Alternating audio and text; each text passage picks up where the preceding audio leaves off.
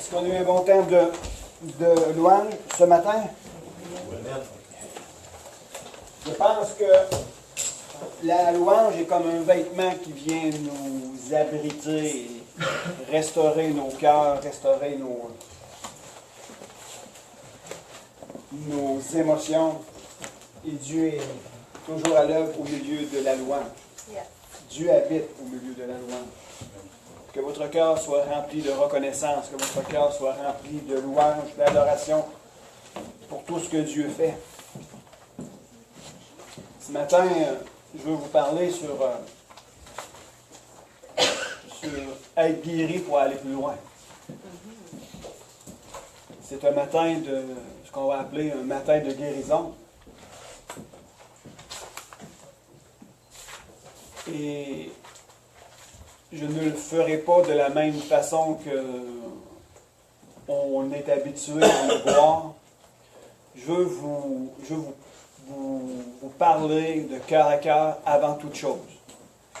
Et par la suite, se repositionner devant Dieu, personnellement, afin d'être en mesure de recevoir de sa grâce davantage sur nos vies. Combien y a-t-il de non-croyants ici ce matin? Combien n'ont pas encore accepté Jésus-Christ comme sauveur? Combien? Alors, d'après ce que je vois et d'après ce que je peux constater, nous sommes tous des enfants de Dieu. Est-ce que c'est vrai? Et avant d'aller plus loin, je l'ai déjà dit, mais je veux le répéter. Et il y avait un jour les Assemblées de Dieu indépendantes du Texas qui ont fait un sondage suite à des croisades de guérison de Oral Roberts, et ils se posaient la question: combien de nouvelles personnes sont guéries? 85% des nouveaux qui attendaient pour la première fois le message de l'Évangile étaient guéris. Et combien d'enfants de Dieu, en pourcentage, étaient guéris? 10%. Alors, nous devons comprendre quelque chose ici. Ce n'est pas que Dieu favorise le non-croyant pour manifester la guérison. Non, la guérison est une promesse, est une réalité. La guérison nous appartient en propre, appartient à l'humanité. La guérison est une promesse et une œuvre de la rédemption à la croix. Elle est possible. Mais nous devons comprendre et saisir qu'il peut y avoir des obstacles à la guérison. Est-ce que c'est vrai? Il y a des obstacles à la guérison. Et c'est un peu cela que je veux partager avec vous. Les obstacles à la guérison. Et entre vous et moi, je suis dans le même circonstance que vous. Il peut y avoir des obstacles dans ma vie qui m'empêchent de goûter pleinement, la grâce et la miséricorde de Dieu pour ma propre vie. Alors, on va simplement recevoir ces quelques paroles dans la simplicité de notre cœur. Ce matin, j'ai à cœur de déclarer ce que la parole de Dieu enseigne. Amen. Amen. Et on va se positionner. On va se positionner favorablement devant le Seigneur, basé sur le fondement de la parole de Dieu, et laisser Dieu œuvrer dans nos vies. Il faut que Jésus redevienne le centre de notre vie.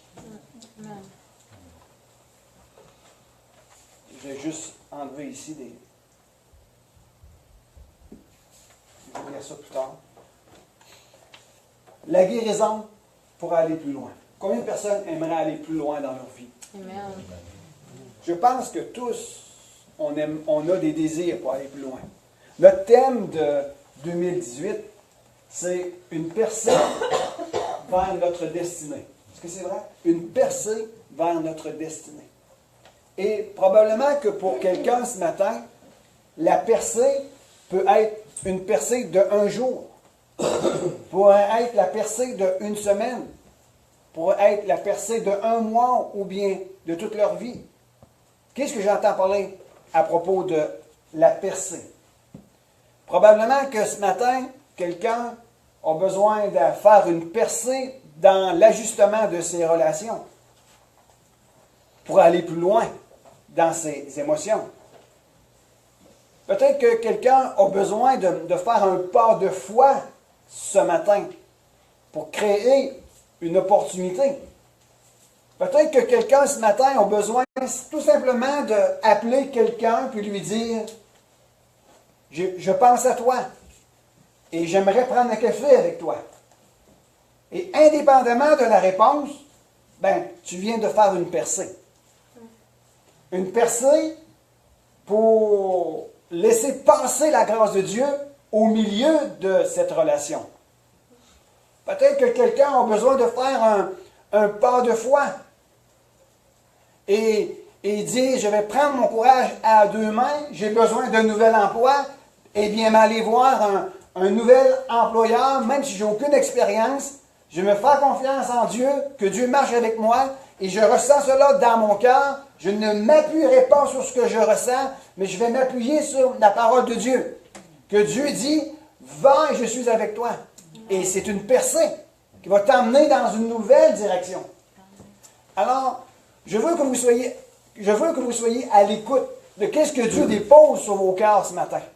Je veux que vous soyez à l'écoute de qu'est-ce que Dieu est en train de vous révéler dans vos cœurs ce matin. Et pour être à l'écoute, il suffit d'amener notre âme dans le repos et dans le calme. Une des choses importantes dans notre vie, c'est apprendre à développer des moments de tranquillité, à éteindre tout ce qui se passe dans nos vies. Juste prendre le temps d'écouter, de se positionner pour écouter Dieu. Amène tes pensées, ton cœur à être calme. Je sais que je parle à quelqu'un ce matin, mais ce n'est pas dans le but de soulever des imperfections dans ta vie. Nous avons tous des imperfections dans nos vies.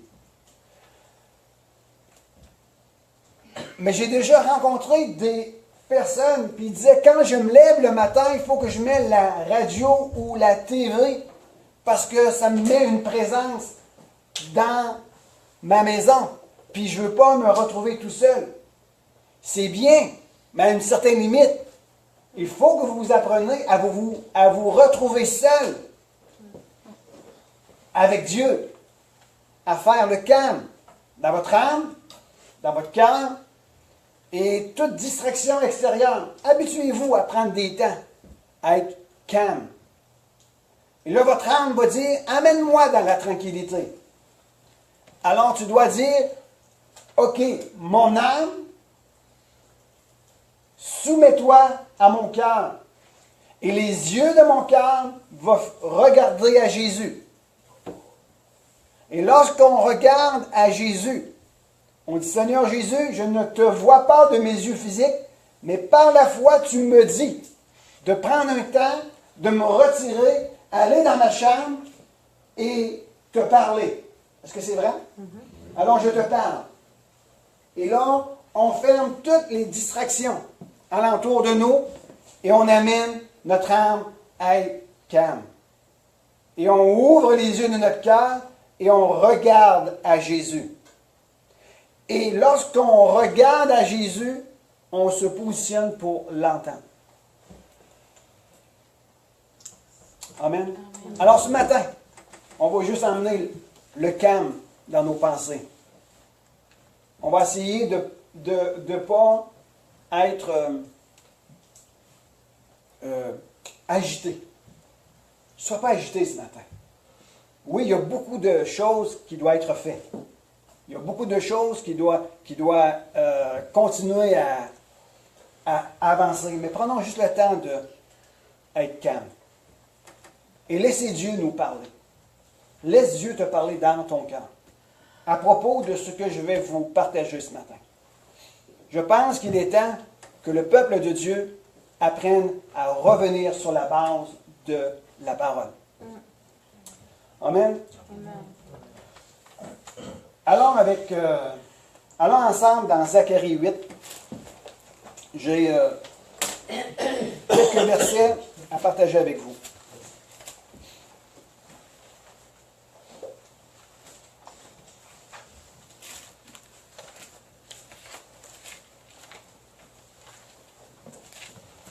Parce que Zacharie s'est enfui de ma Bible ce matin. Je ne le trouve plus. Prends mes lunettes. Il est ici, ok. Dieu m'avait donné Zacharie 8 au commencement, non, à la fin de l'année 2017. Et puis, je veux vous partager 3 versets avec vous. Seigneur Jésus, par ton esprit, prends la direction ce matin. Prends la direction ce matin. Prends cette direction ce matin et viens faire une œuvre dans nos cœurs. Merci Jésus. Merci pour tout ce que tu fais. Merci pour tout ce que tu entreprends. Je sais que tu es concerné pour nous. Je sais que tu es concerné pour chaque personne qui est ici. Pour leur famille. Pour leur époux, pour leur épouse. Je sais que tu es concerné pour les petits-enfants. Je sais que tu es concerné pour tout ce qui nous appartient. Tu es concerné pour notre futur. Tu es concerné pour notre âme. Tu es concerné pour notre cœur. Tu es concerné pour notre vie. Et apprends-moi à comprendre et à saisir cette réalité. Que tu m'aimes, que tu nous aimes et que tu es concerné pour nous. Tu es concerné pour que le meilleur nous arrive. Saint-Esprit. Merci Jésus. Alléluia. Zacharie 8, on va lire au verset 15, mais je vous encourage à lire le contexte. Au verset 15, ça dit « Ainsi, je suis revenu et j'ai résolu à mon cœur de faire du bien à Jérusalem et à la maison de Juda. Soyez sans crainte. » Ici, c'est dans le contexte que Dieu dit. Dieu parle au peuple. Dieu parle à la ville. Dieu parle à la population. Dieu parle à chaque personne. Il dit, j'ai résolu dans mon cœur de revenir pour vous faire du bien. Maintenant, sois sans crainte. Au verset 16, ces paroles, vous les mettrez en pratique. Dans une autre version, ça dit, voici ce que vous devez faire. Voici ce que vous devez faire. Pourquoi? Pour recevoir la promesse que Dieu a déclarée en ce qui vous concernait. Dieu a déclaré des paroles, Dieu a déclaré des promesses sur son peuple. Est-ce que c'est vrai? Et Dieu dit, voici maintenant ce que vous devez faire. Il y a un engagement. Nous sommes les récipients de la grâce de Dieu, mais nous devons aussi coopérer avec lui. Amen. Il dit, voici ce que vous devez faire. Dites la vérité, chacun à son prochain. Jugez dans vos pas selon la vérité et selon un jugement de paix. Que nul en son cœur ne médite le mal contre son prochain. N'aimez pas les faux serments, car ce sont là toutes choses pour lesquelles j'ai de la haine, oracle de l'Éternel. Je vais lire ici les notes. Ce sont ici les conditions auxquelles Dieu pourrait bénir comme il le veut et comme il l'a promis. Conditions dont le non-exécution dans le passé avait provoqué le châtiment. Quand on dit « jugez dans vos portes », vous allez comprendre quelque chose avec moi ce matin. Jugez dans vos portes. Quand on parle de porte, c'était le lieu où l'autorité était exercée. En tant que croyants, en tant que fils de Dieu et filles de Dieu, nous avons tous une autorité en Christ Jésus. Est-ce que c'est vrai? Nous avons une autorité en Christ Jésus. Et nous devons la respecter. Nous devons respecter l'autorité de Christ, celle qui est déposée dans notre esprit. Nous devons la respecter. Et nous devons évaluer toute situation, toute chose, tout ce qui se passe autour de notre vie, dans nos familles, dans notre vie. Nous devons l'évaluer selon la vérité. Nous devons évaluer tout ce qui se passe autour de nous et amener un jugement selon l'autorité que Dieu nous a donnée, afin de voir la justice de Dieu se révéler au milieu de nous.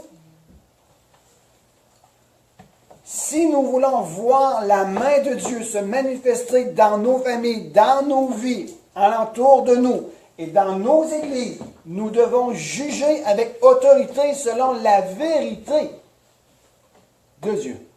Non pas selon ce que moi je pense. Est-ce que vous me comprenez ici? C'est la première chose que Dieu veut que l'on fasse. Et quand on parle aux portes de la ville, là où les affaires sont rendues publiques, lorsqu'on parle de la réunion une fois par mois à l'hôtel de ville, on appelle cela les portes de la ville, et c'est là que toute chose est rendue publique. Alors nous, il y a des choses que nous rendons publiques. Et les choses que nous disons en public ont de la valeur. Nous devons agir selon la vérité et dans le but de unir les uns les autres dans la paix. Tout ce que nous disons en public a une valeur et une puissance dont Dieu porte une attention particulière. Dans Matthieu 12, verset 37, ça dit ceci. Par tes paroles, tu seras condamné, et par tes paroles, tu seras justifié. Est-ce que c'est vrai? Non. C'est ça que la parole de Dieu enseigne. Alors, tout ce que nous déclarons en public a une puissance et une autorité et qui peut agir directement sur notre vie. Tout ce que tu déclares agit sur ta vie aussi. C'est pour cela que la parole de Dieu nous enseigne que tu dois juger convenablement selon la vérité, dans le but de nous unir dans la paix. Les réalités que tu vis doivent être mises sous la loupe de la vérité en Christ Jésus et tu dois la déclarer selon sa vérité, non pas selon ce que tu penses et que tu veux voir arriver. Quand on parle selon la vérité, ça nous dit ceci, conformément à l'état réel des choses et de manière à ramener ainsi l'union. Ça a affaire avec la restauration de vos êtres tout entiers. Ça a affaire avec la bénédiction de l'Éternel sur vos vies. Ce que je suis en train de vous dire ici, ça a affaire directement à si vous allez être béni ou si vous ne serez pas béni. Ça a affaire avec la manifestation de la grâce de Dieu puissamment sur vos vies ou pas partout. C'est important que vous compreniez cela. Et ça a affaire aussi avec ma vie. Je dois agir conformément selon la parole de Dieu en toutes choses. Éphésiens 4, versets 35 à 32, je vous le donne simplement en référence. Éphésiens 4, verset 35-32. Il y a une place, il y a un verset, le verset 30, je pense, ça dit « Dites la vérité à votre prochain ». Éphésiens 4, dans le contexte de 25-32. Excuse-moi, j'ai mal prononcé. Puis le verset 30, ça reprend une partie de Zacharie 8. Nous devons apprendre à dire la vérité à son prochain. Jésus a dit, les gens qui le suivaient et les gens qui l'attendaient, il dit, vous connaîtrez la vérité et la vérité vous rendra libre. Pourquoi il y a tellement de tension dans nos familles? Parce qu'il n'y a pas de vérité relâchée. Nous faisons des choses en cachette. Ça crée quoi dans nos cœurs? De la tension. On a peur que ça soit dévoilé. Alors, on vient rigide. Et si vous êtes rigide, ça me donne une image, une terre sèche. Déverser de l'eau sur cette terre. Et l'eau ne peut pas, et la terre ne peut pas boire l'eau. Pourquoi? Trop sec, trop rigide. Qu'est-ce qu'il faut faire? Travailler la terre. Et lorsque la terre est travaillée, déverser ici de l'eau. Et la terre va l'absorber. Est-ce que c'est vrai? Ainsi en est-il dans nos familles et dans nos vies personnelles. Lorsqu'il y a trop de rigidité, lorsqu'on est trop crispé, lorsqu'on est sur nos gardes, on est trop rigide, la parole de Dieu vient, mais elle ne peut pas atteindre nos cœurs. Parce que nos cœurs sont durs. À cause de quoi?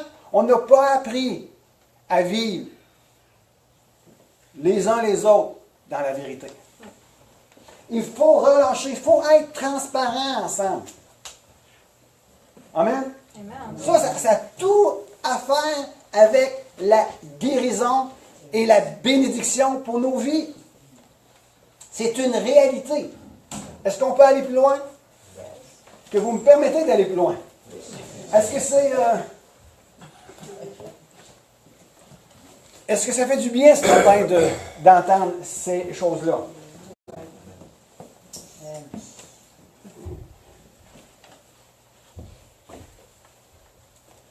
Il y a des pensées sur mon cœur qui me viennent et je vais prendre la liberté de le dire. Lorsque nous arrivons dans nos assemblées et qu'il y a des matins de guérison et qu'il y a peu de guérison au milieu de nous, il y a peu de manifestations de délivrance au milieu de nous. On a la première réflexion, on se dit, ah, il n'y avait pas beaucoup d'onction ce matin. Ça se peut. Ça peut être vrai. J'ai aucun problème avec ça. Mais on a oublié quelque chose. Que le peuple de Dieu, qui connaît la volonté de Dieu et la manière de vivre dans la justice et la paix, et qu'ils ne vivent pas de la connaissance qu'ils ont reçue de Dieu,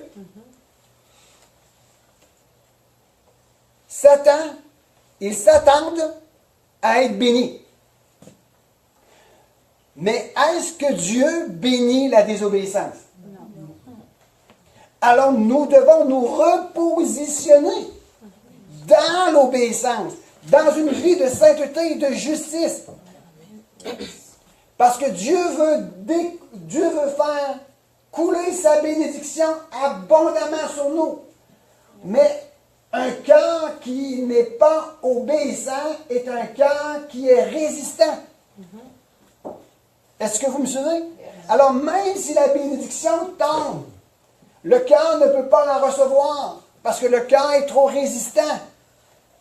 La bénédiction va couler comme sur un dos de canard. Il faut que le cœur soit toujours maniable, un cœur doux, un cœur humble, un cœur qui s'est aligné avec la parole de Dieu. Amen. Et lorsque vous allez prier, lorsque nous allons prier, la bénédiction va couler et elle va atteindre le cœur même du peuple de Dieu. Amen. Et le peuple de Dieu va pouvoir se réjouir et dire, nous avons un Dieu qui guérit, délivre, sauve et bénit encore aujourd'hui. Amen. C'est cette portion-là qu'on oublie d'enseigner dans nos églises. Je reviens. Mais c'est vrai. Je sais, je vais dans des églises différentes. Et je vois plein de choses. Et dans mon cœur, Dieu m'a dit, un instant, Michel, il faut que les gens apprennent que je ne peux pas bénir Un peuple qui est censé d'obéir à ma parole et de vivre selon mes commandements, vivre dans l'amour, et qui est appelé à être le témoignage de cette population ici, si je les bénis au milieu de la désobéissance, quel témoignage cela va-t-il donner au monde? Amen. Le monde va rester dans leur misère encore. Amen. Yes. J'ouvre une parenthèse avant d'aller plus loin.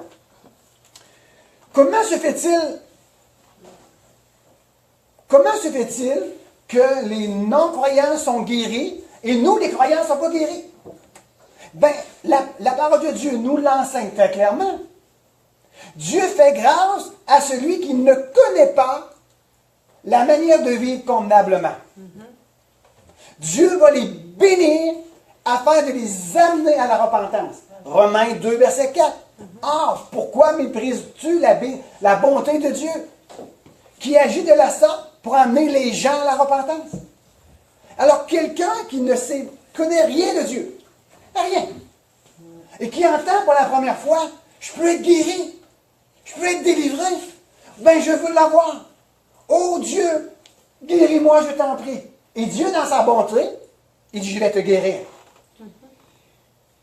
Mais n'oubliez pas, pour lui, qui vient d'être guéri,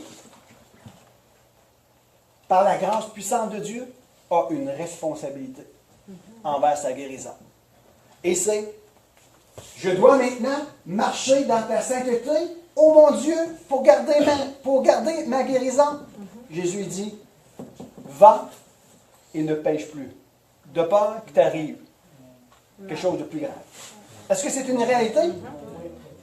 Alors, nous devons comprendre comment que Dieu fonctionne.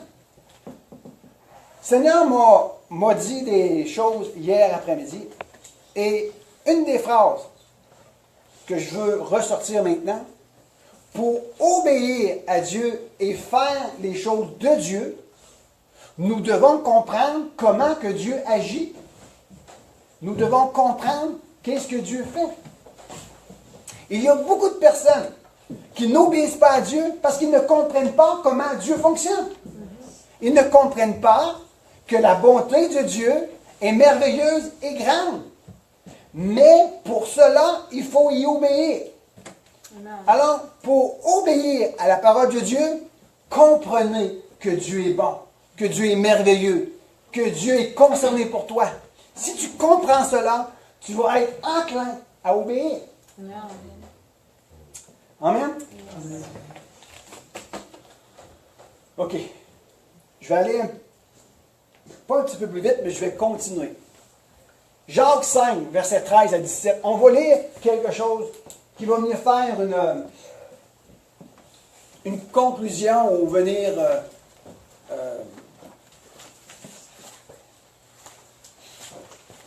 approuver, pas nécessairement approuver, mais va venir vous expliquer que ce que je suis en train de vous dire, c'est ce que la parole de Dieu enseigne.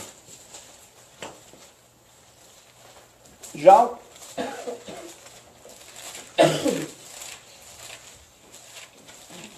5. Je peux trouver. Moi, j'ai de la misère à trouver, mais...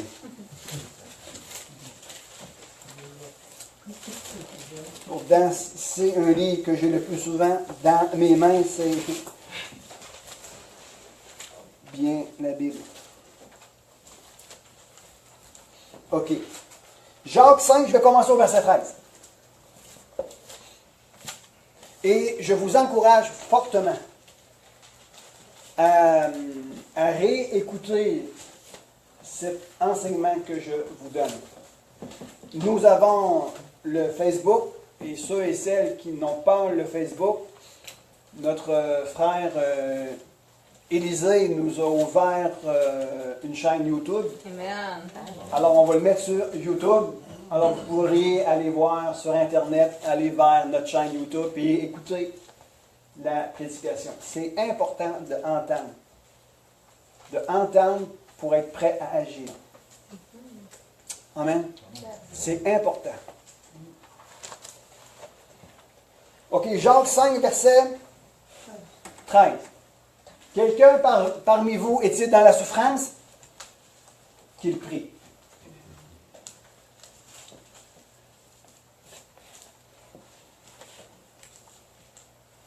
Quelqu'un est-il dans la joie? Qu'il chante des cantiques. Quelqu'un parmi vous est-il malade?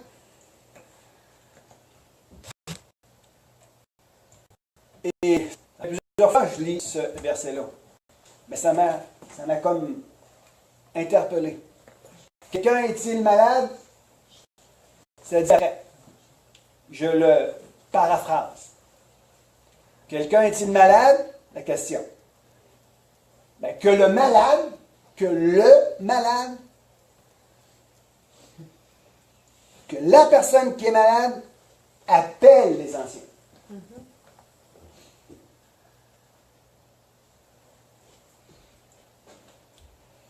Je reprends le verset dans la traduction. Quelqu'un parmi vous est-il malade? Qu'il, au singulier, appelle les anciens de l'Église et que ceux-ci prient pour lui en loignant d'huile au nom du Seigneur. En le loignant d'huile est un symbole du Saint-Esprit. Parce que la manifestation ou la délivrance de ta guérison est le Saint-Esprit qui l'apporte. C'est lui qui délivre et qui rend possible, par la prière de la foi, la manifestation de la guérison. Mais je veux m'arrêter ici. Ce n'était pas prévu, mais je m'arrête ici. Pour expliquer quelque chose.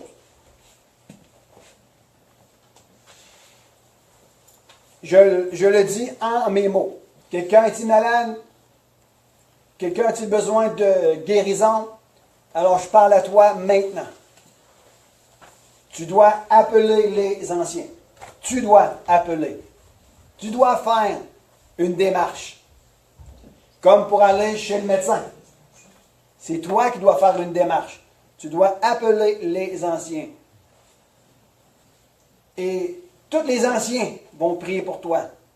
Et parfois, nous avons tellement... je cherche un mot, je ne veux pas offusquer personne. Et je ne veux pas briser non plus des paramètres de confiance. Mais tellement on dit, je suis malade, mais dis-le pas à personne. Je ne veux pas que personne sache mon état. Est-ce que ça arrive? Je comprends. Je respecte grandement ce que vous vivez. Mais la parole nous enseigne. Celui qui est malade, qu'il appelle les anciens d'Église.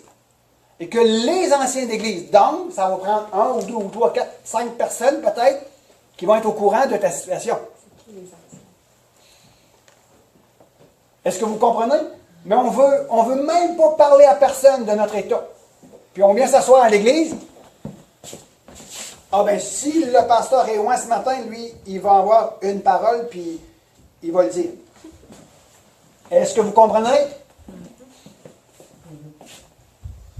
Non, il faut arriver et dire, je suis malade. J'ai besoin qu'on prie pour moi. Et je vais faire appel à les anciens de l'Église. Les anciens de l'Église, c'est ceux qui ont été reconnus. Ce sont les pasteurs, des personnes qui ont été appointées dans l'Église pour veiller sur l'Église. Veiller les uns sur les autres pour prier pour vous et amener un soin pastoral au milieu de l'Assemblée. Grosso modo, c'est ça. Mais ça englobe ça. Est-ce que vous me comprenez? Il va falloir à un moment donné qu'on se lève et qu'on dit, je suis dans une situation difficile, je suis dans un état où j'ai besoin de guérison. Voudriez-vous prier pour moi? Église, équipe pastorale, voulez-vous prier pour moi? Et parfois, ça prend de l'audace, ça prend du courage. Mais ça, c'est qu'on se lève dans la foi, puis on dit, sans des ténèbres, c'en est assez aujourd'hui. Je me suis équipé d'hommes et de femmes qui vont prier avec moi. Je reconnais ma situation et je ne veux pas vivre comme ça. Jésus-Christ a payé pour moi à la croix. Jésus-Christ m'a accordé sa grâce et je peux, par ses meurtrissures, être guéri. Je ne veux pas combattre seul dans mon petit coin. Je ne veux pas me mettre sous la couverture des choses que je ne veux pas que personne ne sache. Non, il faut briser les ruses du diable. Il y a des choses que le monde n'a pas besoin de savoir. Ça vous appartient. Mais il y a des choses que l'Église, tout ensemble, nous devons savoir pour que vous puissiez rentrer dans la victoire et que vous puissiez devenir la lumière de votre famille. Amen. À travers la guérison. Yes. Amen. Yes. Est-ce que c'est ce que la Bible enseigne? Yes. Celui qui est malade, qu'il appelle les anciens. Et les anciens vont prier pour lui, en le voyant lui. On va aller un petit peu plus loin. Et ça dit, la prière de la foi sauvera le malade, et le Seigneur le relèvera. Et s'il a commis des péchés, il lui sera pardonné. Amen.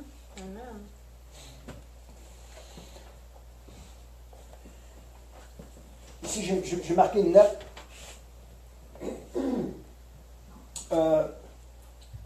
Dans Matthieu 9, verset 2, ça dit, « Et Jésus, voyant la foule, dit au paralytique, « Prends courage. » Est-ce que c'est ça qu'on a eu dans Zacharie 8, verset 5? Il dit, « Sois sans crainte, je vais te bénir.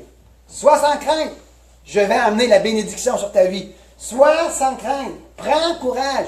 La bénédiction vient et elle viendra. Je l'ai déclaré et je veux que tu sois guéri, je veux que tu sois restauré, je veux que tu sois béni, je veux que ta famille soit prospère. C'est ce que je veux, prends courage. » Jésus dit, « Prends courage, mon enfant. » Et la première chose qui était importante, et ici, j'espère que Dieu me donne le temps nécessaire, parce qu'il y a des obstacles dans notre vie qui nous empêchent d'être bénis, d'être prospères, d'être guéris, de rentrer dans la bénédiction, de rentrer dans une communion avec Dieu puissamment. Il y a des obstacles au milieu de nous qui nous empêchent d'aller rejoindre le cœur de nos enfants. Il y a des obstacles qui nous empêchent d'aller rejoindre le cœur de notre époux, de notre épouse.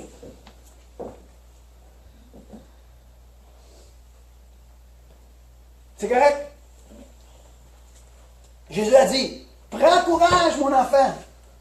Tes péchés sont pardonnés. » Mais pourtant, le paralytique, qu'est-ce qu'il avait besoin? C'est la guérison. Mais qu'est-ce qui peut empêcher parfois la manifestation de la guérison? Le fait de ne pas se sentir en sécurité. Le fait de ne pas se sentir accepté de Dieu. Le fait de ne pas se sentir aimé de Dieu. Le fait de savoir qu'il y a quelque chose dans ma vie agit comme une barrière qui empêche de recevoir. Jésus a dit, « Tes péchés sont pardonnés. » Qu'est-ce qui est le plus merveilleux? Je prends une image de nature humaine. De savoir qu'après avoir fait quelque chose, la personne vient me voir et dit, « Fais-toi-en pas, Michel. Fais-toi-en pas. Viens ici. On prend le café ensemble. » Oh, la liberté ne se manifeste-t-elle pas dans mon cœur? Mes pensées ne sont pas libérées. Il y a une possibilité de recevoir de nouveau. Amen. Amen. J'ouvre une parenthèse. Je veux vous parler de quelque chose de fort important. Mais je n'en parlerai pas plus qu'il faut parce que je veux aller à faire le ministère avec vous. Jésus a dit, « Prends courage, mon enfant. Prends courage, ma fille. Tes péchés sont pardonnés. » Et lorsque les péchés sont pardonnés, ça met le chemin, ça met la table pour la guérison et la manifestation de la miséricorde de Dieu. Est-ce que vous êtes d'accord avec moi? Maintenant, un seul péché caché dans ma vie, peut briser la confiance qui est essentielle pour recevoir la guérison. Un seul péché caché, un petit péché entretenu dans le secret de notre intimité, un seul petit péché, ça lève une barricade. Jésus a dit, je pardonnerai tes péchés. Mais Dieu ne pardonne pas les péchés, à moins qu'ils sont confessés. Est-ce que c'est vrai? Dieu pardonne nos péchés que nous confessons. Je reconnais, Seigneur, que dans mon cœur, j'ai péché. Allez lire, David disait, mes os se desséchaient. Ma vigueur me quittait. Et tant ce longtemps que je me suis tu. Mais quand j'ai avoué à l'Éternel mes fautes, il a redonné vie à mon âme. Je vous laisse avec un seul péché caché et je reviendrai plus tard. La semaine prochaine, d'un autre temps. Parce que je ne veux pas perdre le fil de Jacques 5. Jacques 5, on était rendu à quel verset? 16, hein? Et voici qu'est-ce que la Bible enseigne. On est dans le contexte, celui qui souffre, ben, qui prie. Celui qui est dans la joie, chante un cantique. Quelqu'un est-il malade? Qu'il appelle les anciens. Et les anciens vont prier pour lui en le oignant d'huile. Et le Seigneur relèvera le malade et lui pardonnera son péché. Ça dit hein, par la suite, et c'est encore ensemble. Ça dit, confessez donc vos péchés. Ça dit quoi? Confessez donc vos péchés. Après? Les uns les autres. Confessez donc vos péchés les uns les autres. Et priez les uns pour les autres, afin que vous soyez guéris. Nous aimons la portion, on va prier les uns pour les autres. Nous aimons cela, ça nous engage pas personnellement. Ça n'engage pas notre être complètement. Mais quand Jésus nous demande, tu veux être guéri, il va falloir que tu confesses tes péchés à quelqu'un. Oh, bye! Aïe, ça graffine! Est-ce que c'est vrai?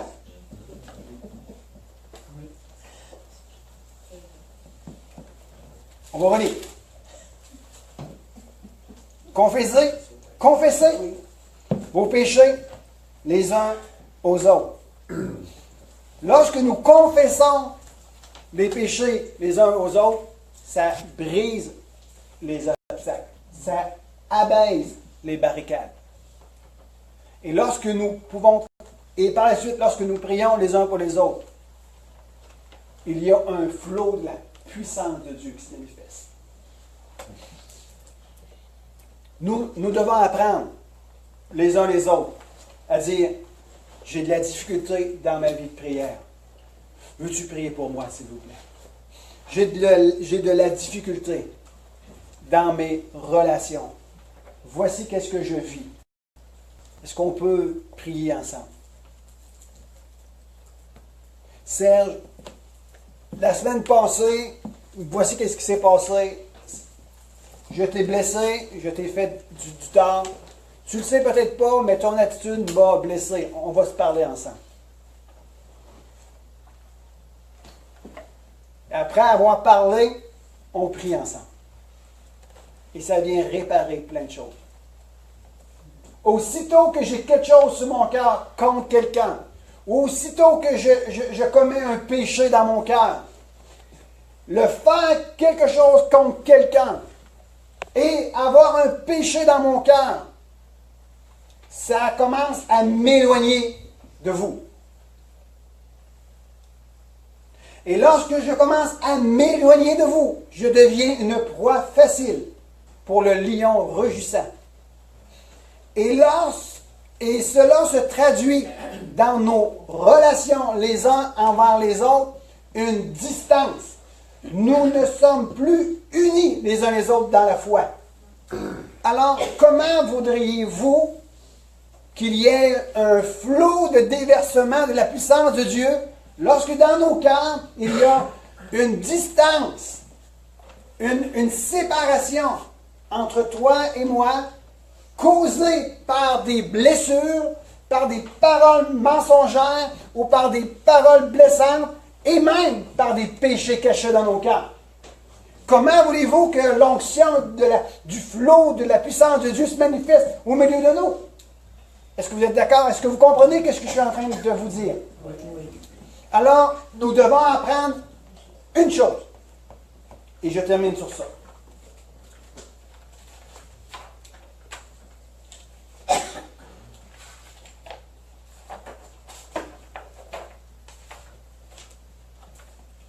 Nous devons apprendre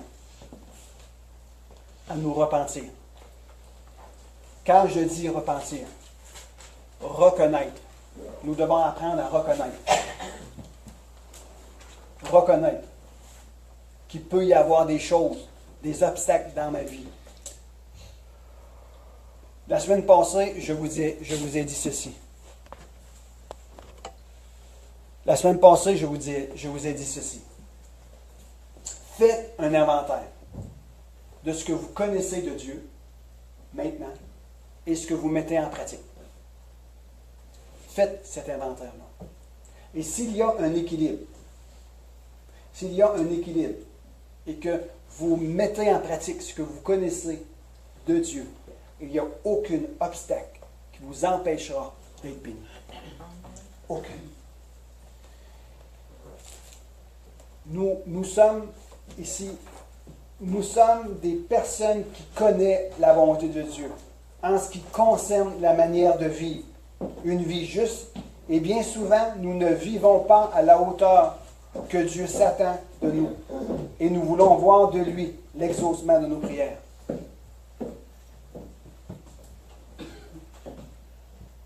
Alors, il nous faudra, avant tout, la repentance, reconnaître et confesser notre manière de vivre et de demander miséricorde à Dieu. Amen. Je vais prendre 5 minutes juste pour faire quelque chose, juste pour qu'on puisse se donner quelque chose. Donner l'opportunité de parler à Dieu et d'examiner vos cœurs, d'examiner votre pensée. Vous devez et nous devons apprendre à réaligner nos pensées avec la parole de Dieu. Avec la parole de Dieu. Et dans vos cœurs, est-ce qu'il y a un manque de pardon vis-à-vis de quelqu'un? Je veux que vous puissiez, on s'arrête pour 2-3 minutes. Je vais juste prendre une prise de conscience. Après ça, et sans aucune accusation. Il n'y a aucune accusation ici. Il n'y a aucune accusation ici. Mais est-ce qu'il y a dans nos cœurs, à l'heure actuelle, est-ce qu'il y a un manque de pardon dans vos cœurs?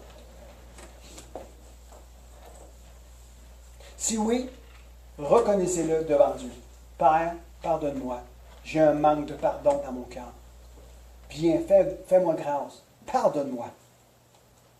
Et juste le fait de se repentir. Écoutez-moi bien qu'est-ce que je vais vous dire ici, et c'est puissant qu'est-ce que je vous dis ici. Juste le fait de reconnaître l'état de votre cœur devant Dieu, et vous lui demandez, Père, pardonne-moi dans le nom de Jésus. Je me repens. Vous vous positionnez favorablement pour recevoir l'exaucement de votre prière en ce moment. Amen. Parce que Dieu fait grâce aux humbles. Dieu fait grâce aux repentants.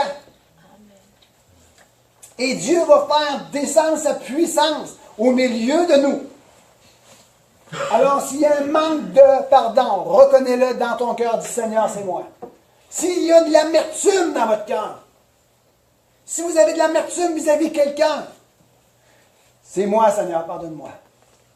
Si vous pensez que quelqu'un a quelque chose contre vous, laisse ton offrande là, va le voir. Est-ce que la parole de Dieu enseigne ça? Nous devons marcher dans l'obéissance. L'obéissance déclenche le flot de bénédiction. Est-ce que vous avez dans votre cœur de la haine, de la jalousie? S'il y a quelque chose dans l'état de votre cœur, laissez Dieu vous parler maintenant concernant l'état de votre cœur. Et aussi, je termine sur ceci. Est-ce que vous avez été blessé dans votre vie? Est-ce que vous avez des blessures dans votre cœur? Est-ce que vous avez des traumatismes dans votre vie? Demandez à Dieu de guérir, de souvenir de vos traumatismes.